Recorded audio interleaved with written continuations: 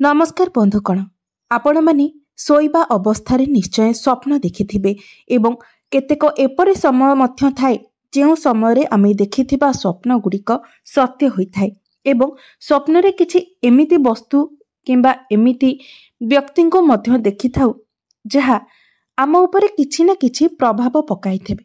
तेबे आजिर एही भिडियो रे आमे माने आलोचना करिबा जदि आमे माने स्वप्न रे मृत व्यक्ति को देखिथाउ तेबे यह केउ संकेत होइथाए एवं मृत व्यक्ति माने आम स्वप्न रे आसी आमको केउ संकेत देबाकू चेष्टा करिथांती।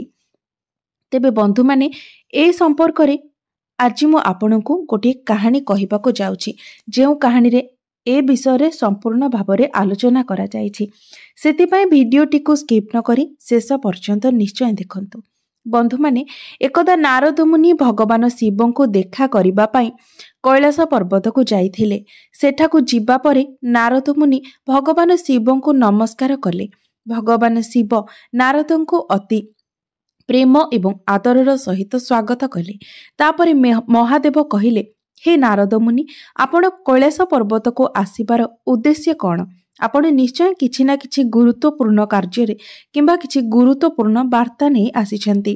तापरे नारद मुनि कहिले, हे भगवान आपण तो देवंकर देव महादेव, आपण तो तीन लोकर सर्वश्रेष्ठ, आपणको किछि भी कथा अछपा नहीं। आपणको समस्त प्राणी मानकर अतीत एवं भविष्यत विषय ज्ञात अछि। सेथिपाई मु आपणको पाखको एक गुरुत्वपूर्ण प्रश्नर उत्तर जानिबाको आसीछि। तेणु हे प्रभु मु आपणको मो प्रश्नर समाधान करिबाको अनुरोध करुछि। तापरे भगवान शिव कुहंती, मुनिवर आपण सत कहउछंती। तीन ब्रह्मांड रे वास करुथिबा समस्त जीव विषय मु जानिछि, किंतु सविशेष रे आपण कोन चाहुछंती, आपण कोन जानिबाको इच्छुक ताहा मते कुहंतु।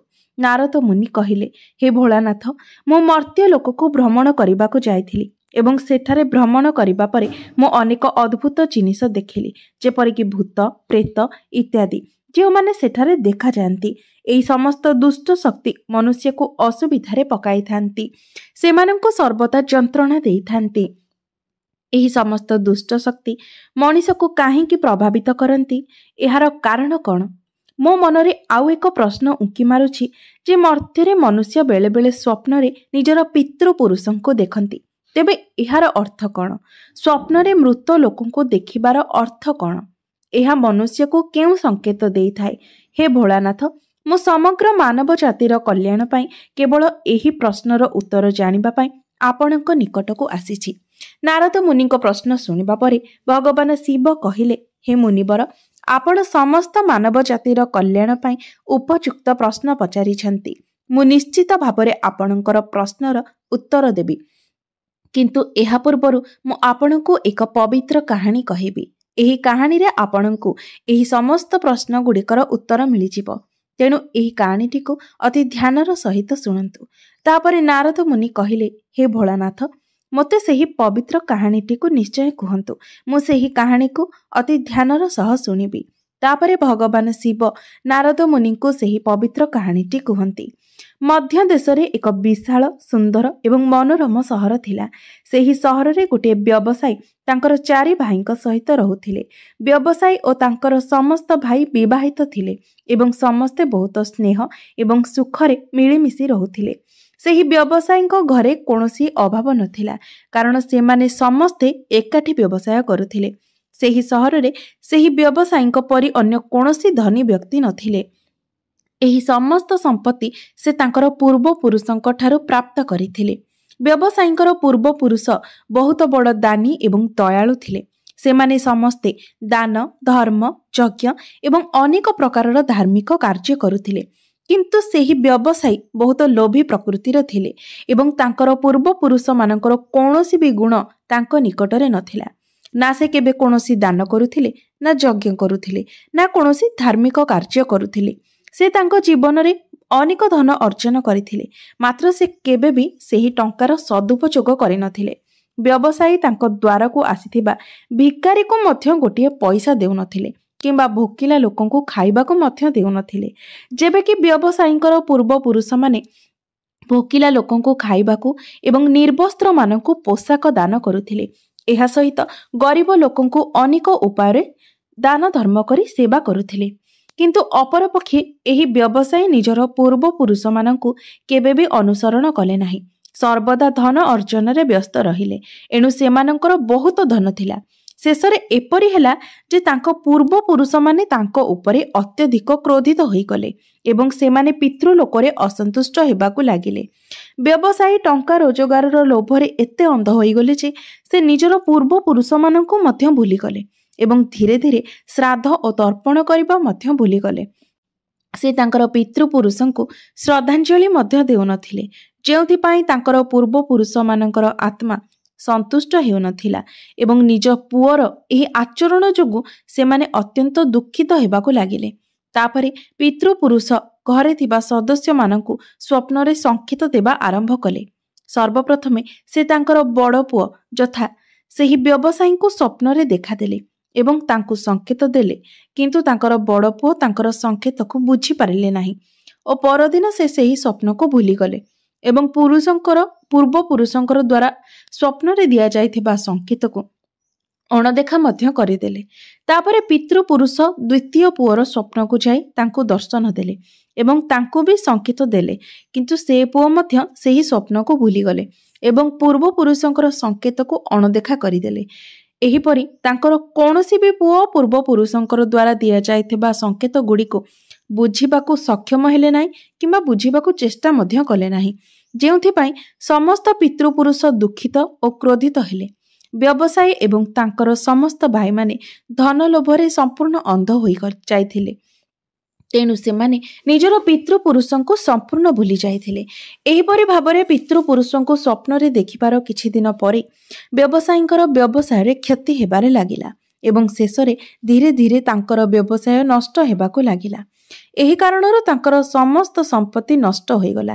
ଧୀରେ ଧୀରେ ସମୟକ୍ରମେ ସେହି ସମସ୍ତ ଭାଇମାନଙ୍କ ମଧ୍ୟରେ କଳହ ମଧ୍ୟ ଆରମ୍ଭ ହୋଇଗଲା। ସେମାନେ ସେମାନଙ୍କ ପୂର୍ବପୁରୁଷମାନଙ୍କ ଦ୍ୱାରା ଜମା ହୋଇଥିବା ସମସ୍ତ ଜମିବାଡ଼ି ସମ୍ପତ୍ତି ଏବଂ ଏପରିକି ସେମାନଙ୍କର ଘର ମଧ୍ୟ ବିକ୍ରୟ କରିଦେଲେ। ସେମାନେ ସମ୍ପୂର୍ଣ୍ଣ ରୂପରେ ଦରିଦ୍ର ହୋଇଗଲେ ଏବଂ ସବୁ ଭାଇ ଅଲଗା ଅଲଗା ହୋଇ ନିଜ ପରିବାରର ପାଳନ ପୋଷଣ କରିବାକୁ ଆରମ୍ଭ କଲେ। ଅନ୍ୟପଟେ ସ୍ୱର୍ଗରେ ପିତୃପୁରୁଷମାନେ ସେମାନଙ୍କର ପୁତ୍ରମାନଙ୍କର ଏପରି ଦୁଃଖ ଦୁର୍ଦ୍ଦଶା ଦେଖି ମଧ୍ୟ ଅତ୍ୟନ୍ତ କଷ୍ଟ ଅନୁଭବ କଲେ। ସବୁ ପୂର୍ବପୁରୁଷମାନେ ଅତ୍ୟନ୍ତ ଦୁଃଖୀ ହୋଇ ଧର୍ମରାଜଙ୍କୁ ଯାଇ କହିବାକୁ ଲାଗିଲେ, ହେ ଧର୍ମରାଜ, ଆମେ ଆମ ପୁଅମାନଙ୍କର ଏପରି ଦୁର୍ଦ୍ଦଶା ଦେଖିପାରିବୁ ନାହିଁ। ଆମ ଦ୍ୱାରା କରାଯାଇଥିବା ସମସ୍ତ ପୁଣ୍ୟକର୍ମ ଆମ ପୁଅମାନଙ୍କ ଦ୍ୱାରା ନଷ୍ଟ ହୋଇଯାଇଛି। ଦୟାକରି କିଛି କରନ୍ତୁ, ଯାହାଦ୍ୱାରା ଆମ ପୁଅମାନେ ସେମାନଙ୍କର ଭୁଲ ବିଷୟରେ ଜାଣିପାରିବେ। ଭଗବାନ ଶିବ କୁହନ୍ତି, ମୁନିବର ଶୁଣନ୍ତୁ। ଏହା ଶୁଣି ଧର୍ମରାଜ ସେମାନଙ୍କୁ କୁହନ୍ତି, ମୁଁ ନିଶ୍ଚିତ ଭାବରେ ଆପଣଙ୍କୁ ସାହାଯ୍ୟ କରିବି। ତାପରେ ଧର୍ମରାଜ ସ୍ୱୟଂ ବ୍ରାହ୍ମଣ ରୂପରେ ପୃଥିବୀକୁ ଆସି ସେମାନଙ୍କ ପୁତ୍ରମାନଙ୍କୁ ଭେଟିବାକୁ ଗଲେ। ସର୍ବପ୍ରଥମେ ସେ ବ୍ୟବସାୟୀଙ୍କର ଘରକୁ ଗଲେ। ବ୍ୟବସାୟୀ ଖଟ ଉପରେ ଶୋଇଥିଲେ, କାରଣ ସେ ଅନେକ ପ୍ରକାରର ରୋଗରେ ପୀଡ଼ିତ ଥିଲେ। ତାଙ୍କର ପତ୍ନୀ ସେହି ବ୍ରାହ୍ମଣଙ୍କର ଆଦର ସତ୍କାର କଲେ। ସେ ବ୍ରାହ୍ମଣଙ୍କୁ ଆସନରେ ବସାଇ ଦାନ ଦକ୍ଷିଣା ଦେଲେ। ସେହି ସମୟରେ ବ୍ରାହ୍ମଣ କହିଲେ, ଝିଅ, ତୁମ ଘରେ ପିତୃଦୋଷ ଅଛି, ଯେଉଁଥିପାଇଁ ତୁମ ସ୍ୱାମୀ ଏହି ଅବସ୍ଥାରେ ପଡ଼ିଛନ୍ତି। ତୁମ ସ୍ୱାମୀଙ୍କର ଖରାପ କର୍ମ ହେତୁ ତାଙ୍କର ପୂର୍ବପୁରୁଷମାନେ ତାଙ୍କ ଉପରେ କ୍ରୋଧିତ ଅଛନ୍ତି। ବ୍ରାହ୍ମଣ ଦେବତାଙ୍କର କଥା ଶୁଣି ବ୍ୟବସାୟୀ କହିଲେ, ହେ ବ୍ରାହ୍ମଣ ଦେବ, ମୁଁ କେଉଁ ପାପ କରିଛି ଯେ ମୋର ସମସ୍ତ ସମ୍ପତ୍ତି ନଷ୍ଟ ହୋଇଯାଇଛି? ଏପରିକି ମୋର ଭାଇମାନେ ମଧ୍ୟ ମୋତେ ଛାଡ଼ି ଚାଲିଗଲେ। ଆଉ ବର୍ତ୍ତମାନ ମୁଁ ଅନେକ ପ୍ରକାରର ରୋଗରେ ପୀଡ଼ିତ ଅଛି।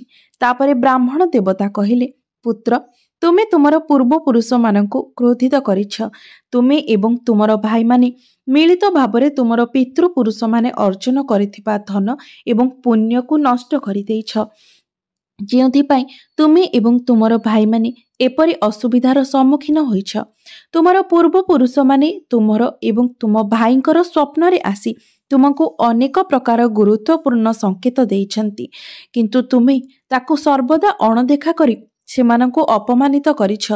ସେଥିପାଇଁ ତୁମର ସମସ୍ତ ଧନ ଏବଂ ଗୌରବ ନଷ୍ଟ ହୋଇଯାଇଛି। ସେହି ବ୍ରାହ୍ମଣ ଦେବତାଙ୍କର ଠାରୁ ଏସବୁ ଶୁଣିବା ପରେ ସେହି ବ୍ୟବସାୟୀ ସବୁ କିଛି ଜାଣିପାରିଲେ। ତାଙ୍କର ପୂର୍ବପୁରୁଷମାନେ ସ୍ୱପ୍ନରେ ଦେଖା ଦେଇଥିଲେ, ଏହି କଥା ତାଙ୍କର ମନେ ପଡ଼ିଲା। ତାପରେ ସେହି ବ୍ୟବସାୟୀ କହିଲେ ଯେ, ହେ ବ୍ରାହ୍ମଣ ଦେବ, ଆପଣ ସତ୍ୟ କହୁଛନ୍ତି। ଆମର ପୂର୍ବପୁରୁଷମାନେ ସ୍ୱପ୍ନରେ ମୋତେ ଦର୍ଶନ ଦେଇଥିଲେ, କିନ୍ତୁ ମୁଁ ସେମାନେ ଦେଇଥିବା ସଂକେତ ଗୁଡ଼ିକୁ ବୁଝିପାରିଲି ନାହିଁ। ଦୟାକରି ମୋତେ କୁହନ୍ତୁ ଯେ ଯେତେବେଳେ ଆମେ ଆମର ପିତୃପୁରୁଷଙ୍କୁ ସ୍ୱପ୍ନରେ ଦେଖୁ, ଆମେ କେଉଁ କେଉଁ ସଂକେତ ପାଇଥାଉ? ପୂର୍ବପୁରୁଷମାନଙ୍କୁ ସ୍ୱପ୍ନରେ ଦେଖିବାର କାରଣ କ'ଣ ଏବଂ ଏହାର ଅର୍ଥ କ'ଣ? ଭଗବାନ ଶିବ କହିଲେ, ମୁନିବର। ତାପରେ ସେହି ବ୍ରାହ୍ମଣ ଦେବତା ବ୍ୟବସାୟୀଙ୍କୁ କହିଲେ ଯେ, ପୁତ୍ର, ଧ୍ୟାନ ଦେଇ ଶୁଣ। ଯଦି ପିତୃପୁରୁଷମାନେ ମୁକ୍ତି ପାଇନାହାନ୍ତି, ତେବେ ସେମାନେ ଭୂତ ରୂପରେ ପ୍ରେତ ଲୋକକୁ ଘୁରି ବୁଲିଥାନ୍ତି। ଭୋକ ଓ ଶୋଷରେ ବିବ୍ରତ ହୋଇ ସେମାନେ ନିଜ ପରିବାରର ସଦସ୍ୟଙ୍କ ଘରେ ପ୍ରବେଶ କରନ୍ତି। ଯଦି ସ୍ୱପ୍ନରେ ହାତୀ, ଘୋଡ଼ା, ବଳଦ କିମ୍ବା ମନୁଷ୍ୟର ବିକୃତ ରୂପ ଦେଖାଯାଏ, ତେବେ ତୁମେ ବୁଝିବା ଉଚିତ ଯେ ପିତୃପୁରୁଷ ଅତ୍ୟନ୍ତ ଦୁଃଖିତ ଅଛନ୍ତି। କୌଣସି ବ୍ୟକ୍ତି ଯଦି ପଶୁ ଏବଂ ପକ୍ଷୀମାନଙ୍କୁ ଖାଦ୍ୟ ଦାନ କରେ ନାହିଁ, ତେବେ ତାଙ୍କର ପୂର୍ବପୁରୁଷମାନେ ଅତ୍ୟନ୍ତ ଅସନ୍ତୁଷ୍ଟ ହୁଅନ୍ତି ଏବଂ ପଶୁମାନଙ୍କ ରୂପରେ ତାଙ୍କର ସ୍ୱପ୍ନରେ ଦେଖାଯାଆନ୍ତି। ଯଦି କୌଣସି ମନୁଷ୍ୟର ସ୍ୱପ୍ନରେ ପଶୁମାନେ ମଣିଷ ସ୍ୱରରେ କଥା କହିବାକୁ ଲାଗନ୍ତି, ଯେମିତିକି କୁକୁର, ବିଲେଇ, ବଳଦ ଇତ୍ୟାଦି ମଣିଷ ପରି କଥାବାର୍ତ୍ତା ହେଉଥିବା ଦେଖାଯାଏ, ତେବେ ଏହାର ଅର୍ଥ ହେଉଛି ଯେ ପିତୃଲୋକ ତାଙ୍କ ଉପରେ ଅତ୍ୟଧିକ କ୍ରୋଧିତ ଅଛନ୍ତି। ଭବିଷ୍ୟତରେ ଏପରି ମଣିଷକୁ ଭୟଙ୍କର ଅପମାନର ସମ୍ମୁଖୀନ ହେବାକୁ ପଡ଼ିପାରେ। ସେହିପରି ମନୁଷ୍ୟର ଜୀବନରେ ଦୁଃଖ ଘୋଟି ଆସେ ଏବଂ ତାଙ୍କର ଭାଇମାନେ ପଶୁମାନଙ୍କ ପରି ନିଜ ନିଜ ମଧ୍ୟରେ ଝଗଡ଼ା କରିବା ଆରମ୍ଭ କରନ୍ତି। ଧର୍ମରାଜ କହିଲେ ଯେ ଯଦି ମୃତ ସମ୍ପର୍କୀୟମାନେ ସ୍ୱପ୍ନରେ କିଛି ମାଗୁଥିବାର ଦେଖାଯାଏ, ତେବେ ଜଣେ ବ୍ୟକ୍ତି ସେହି ସ୍ୱପ୍ନକୁ କେବେ ହେଲେ ଅଣଦେଖା କରିବା ଉଚିତ ନୁହେଁ। ଏହି ସ୍ୱପ୍ନର ଅର୍ଥ ହେଉଛି ସେହି ବ୍ୟକ୍ତିଙ୍କର ପୂର୍ବଜମାନେ ପିତୃଲୋକରେ ଅସନ୍ତୁଷ୍ଟ ଅଛନ୍ତି। ଏହା ସତ୍ୟ ଯେ ଯଦି ଜଣେ ବ୍ୟକ୍ତି ତାଙ୍କର ମୃତ ପିତୃପୁରୁଷମାନଙ୍କୁ ତାଙ୍କ ସ୍ୱପ୍ନରେ କିଛି ମାଗୁଥିବାର ଦେଖନ୍ତି, ତେବେ ତାଙ୍କର ସମ୍ପୂର୍ଣ୍ଣ ଅନ୍ନ ଭଣ୍ଡାର ଧୀରେ ଧୀରେ ଶେଷ ହୋଇଯାଏ ଏବଂ ସେ ଦରିଦ୍ର ହୋଇଯାଆନ୍ତି ଏବଂ ତାଙ୍କର ଅବସ୍ଥା ଭିକାରୀଙ୍କ ପରି ହୋଇଯାଏ। ତେଣୁ ଏହିପରି ସ୍ୱପ୍ନ ଦେଖୁଥିବା ବ୍ୟକ୍ତିଙ୍କୁ ତୁରନ୍ତ ଖାଦ୍ୟ ଦାନ କରିବା ଉଚିତ, ଯାହା ଦ୍ୱାରା ତାଙ୍କର ମୃତ ପିତୃପୁରୁଷମାନେ ସନ୍ତୁଷ୍ଟ ହୋଇପାରିବେ। ଯଦି କୌଣସି ପୂର୍ବପୁରୁଷ ସ୍ୱପ୍ନରେ କ୍ରୋଧିତ ଅବସ୍ଥାରେ ଦେଖାଯାଆନ୍ତି, ତେବେ ଏହାର ଅର୍ଥ ଏହା ଯେ ସେହି ବ୍ୟକ୍ତିଙ୍କର ପୂର୍ବପୁରୁଷମାନେ ତାଙ୍କ କାର୍ଯ୍ୟରେ ସନ୍ତୁଷ୍ଟ ନୁହନ୍ତି ଏବଂ ସେ ବ୍ୟକ୍ତି ଯାହା ବି କରନ୍ତି ତାହା ବୃଥା ହୋଇଯାଏ ଏବଂ ଅନେକ କ୍ଷତି ସହିବାକୁ ପଡ଼େ ଓ ସେ କୌଣସି ଫଳ ପାଆନ୍ତି ନାହିଁ। ଯଦି ପୂର୍ବପୁରୁଷମାନେ ସ୍ୱପ୍ନରେ ଦେଖାଦିଅନ୍ତି ଏବଂ ହଠାତ୍ ଅଦୃଶ୍ୟ ହୁଅନ୍ତି, ତେବେ ଏହା ବୁଝିବା ଉଚିତ ଯେ ଭବିଷ୍ୟତରେ ସେହି ବ୍ୟକ୍ତିଙ୍କ ସହିତ କିଛି ବଡ଼ ଅସୁବିଧା ଘଟିବ। ଯଦି ଜଣେ ବ୍ୟକ୍ତି ତାଙ୍କର ମୃତ ସମ୍ପର୍କୀୟଙ୍କୁ ସ୍ୱପ୍ନରେ କାନ୍ଦୁଥିବାର ଦେଖନ୍ତି, ତେବେ ଏହା ଏକ ବାର୍ତ୍ତା ଅଟେ। ଏହା ସୂଚିତ କରେ ଯେ ଭବିଷ୍ୟତରେ ତାଙ୍କୁ କ୍ଷତି ସହିବାକୁ ପଡ଼ିବ, ତାଙ୍କର ସମସ୍ତ ଧନ ଏବଂ ବୈଭବ ନଷ୍ଟ ହୋଇଯିବ ଓ ତାଙ୍କୁ ଭୟଙ୍କର ଦାରିଦ୍ର୍ୟତାର ସମ୍ମୁଖୀନ ହେବାକୁ ପଡ଼ିବ। ଆଗାମୀ ସମୟରେ ଆସୁଥିବା ସଙ୍କଟ ଦେଖି ପିତୃପୁରୁଷମାନେ ସ୍ୱପ୍ନରେ କାନ୍ଦୁଥିବାର ଦେଖାଯାଏ। ଯଦି ପିତୃପୁରୁଷମାନେ ମଇଳା ଏବଂ ଅପରିଷ୍କାର ପୋଷାକ ପିନ୍ଧିଥିବାର ସ୍ୱପ୍ନରେ ଦେଖାଯାଏ, ତେବେ ନିଶ୍ଚିତ ଭାବରେ ସେହି ବ୍ୟକ୍ତିଙ୍କର ସମସ୍ତ ସମ୍ପତ୍ତି ନଷ୍ଟ ହୋଇଯିବ ଏବଂ ସେ ଦରିଦ୍ର ହୋଇଯିବେ। ଏହାପରେ ବ୍ରାହ୍ମଣ କହିଲେ, ପୁଅ, ଯଦି ତୁମେ ମଧ୍ୟ ଏହିପରି ସ୍ୱପ୍ନ ଦେଖିଛ, ତେବେ ତୁମର ପିତୃପୁରୁଷଙ୍କୁ ଖୁସି କରିବା ପାଇଁ ତୁମେ ଦାନ, ଧର୍ମ, ଶ୍ରାଦ୍ଧ ଇତ୍ୟାଦି କରିବା ଉଚିତ, ଯାହା ତୁମର ସମସ୍ତ ଅସୁବିଧା ଦୂର କରିଦେବ। ବ୍ରାହ୍ମଣଙ୍କର କଥା ଶୁଣିବା ପରେ ବ୍ୟବସାୟୀ ତାଙ୍କ ଭୁଲକୁ ବୁଝିପାରିଲେ ଏବଂ ସଙ୍ଗେ ସଙ୍ଗେ ତାଙ୍କର ଭାଇମାନଙ୍କ ନିକଟକୁ ଯାଇ ବ୍ରାହ୍ମଣ ଦେବ ଯାହା କହିଥିଲେ ତାହା ଜଣାଇଲେ। ତାପରେ ସମସ୍ତ ଭାଇମାନେ ବୁଝିପାରିଲେ ଯେ ସେମାନଙ୍କର ପୂର୍ବପୁରୁଷମାନେ ସ୍ୱପ୍ନରେ ଆସି ସଂକେତ ଦେଇଥିଲେ। ତାପରେ ସମସ୍ତ ଭାଇମାନେ ଏକତ୍ର ମିଶି ନଦୀକୁ ଗଲେ।